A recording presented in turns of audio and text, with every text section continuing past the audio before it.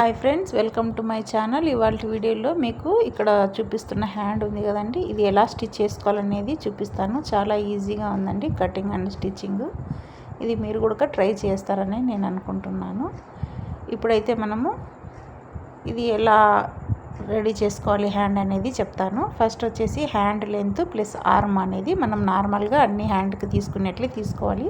తర్వాత డిజైన్ కోసము 4x4 కొలతలో ఒక పీస్ ఇలా చూడండి, ఇలా 4x4 కొలత అన్నమాట. ఇలా కొలతలు ఒక పీస్ తీసుకోండి డిజైన్ కోసం. తర్వాత 6x6, ఆ తర్వాత మరలా 8x8, తర్వాత మళ్ళీ వచ్చేసి 10x10, ఇలా 4 పీసెస్గా కట్ చేసుకోవాలి.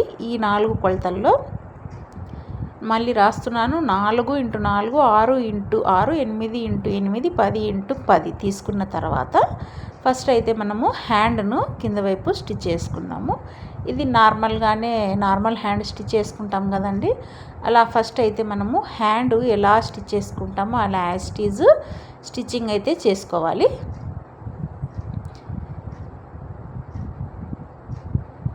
ఈ హ్యాండ్కు వచ్చేసి పెద్ద కొలతలు ఏం లేవు. నార్మల్గా మనం ఎలా కటింగ్ చేసుకుంటామో అలాగే కొలతలు పెట్టేసి కట్ చేసుకోండి.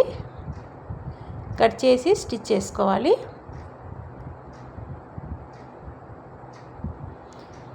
దీనిపైన అనేది మనము డిజైన్ అనేది సెట్ చేసుకుంటాము. ఇది చాలా ఈజీ అండి, ఎవరైనా ట్రై చేసేయచ్చు. కొత్తగా నేర్చుకునే వాళ్ళు కూడా ట్రై చేయొచ్చు. కుట్టిన తర్వాత ఇలా హ్యాండ్ను ఫోల్డింగ్ పెట్టేసి మిడిల్లోకి ఒక మార్కింగ్ అనేది వేసుకోవాలండి.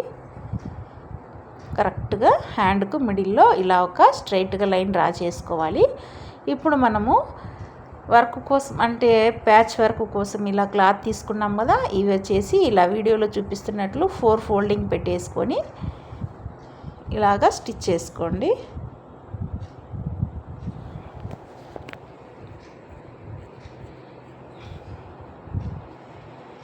ఇలా 4 కూడా ఇలాగే స్టిచ్చింగ్ చేసుకోవాలండి.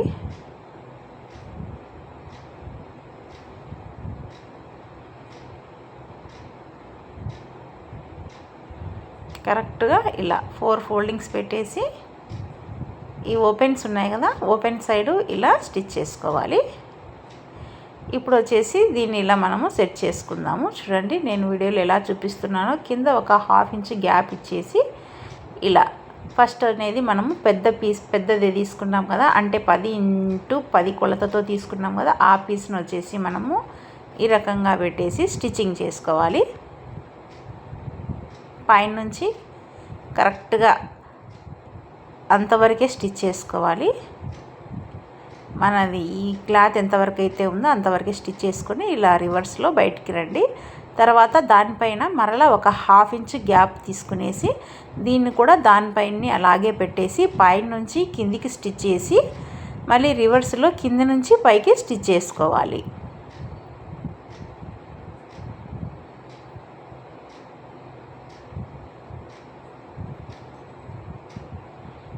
తర్వాత మరొక పీసు దానిపైనే పెట్టేసి, ఇది 3rd పీస్ అండి, ఇది 3వది, పైన నుంచి కిందికి స్టిచ్ చేసి కరెక్ట్గా ఆ బిట్టు వరకే స్టిచ్ చేసి మళ్ళీ అలాగే రిటర్న్ బ్యాక్ వెళ్ళాలి. ఇప్పుడు వచ్చేసి చివరగా 4వ బిట్టు చిన్నది 4x4 కొలత తీసుకున్నాం కదండి, దాన్ని కూడా ఇలా పెట్టేసుకొని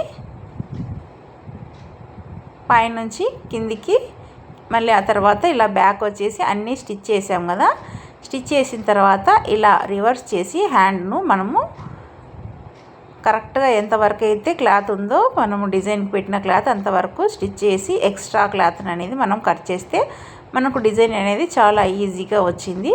దీనికి మనము హ్యాండ్కు కింద వైపు లేస్ అనేది వేసుకోవచ్చండి. లేస్ అనేది మన చాయిస్ అండి, మనకి ఏది కావాలంటే అది అయితే వేసుకోవచ్చు. నేనైతే దీంట్లో ఇలా పూసలది చైన్ వస్తుంది కదా, దీంతో వేస్తున్నాను.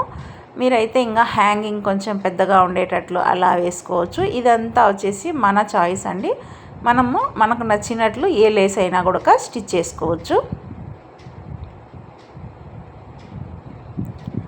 చూడండి, కింద వైపు లేస్ స్టిచ్ చేసాం కదా, ఇప్పుడు వచ్చేసి మనము దీనిపైన ఇలా బీడ్స్ ఉంటాయి కదా, మనకి ఏవైతే నచ్చుతాయో అవి ఇలా పెట్టేసి నేనైతే స్టిచ్చింగ్ చేసుకుంటున్నాను.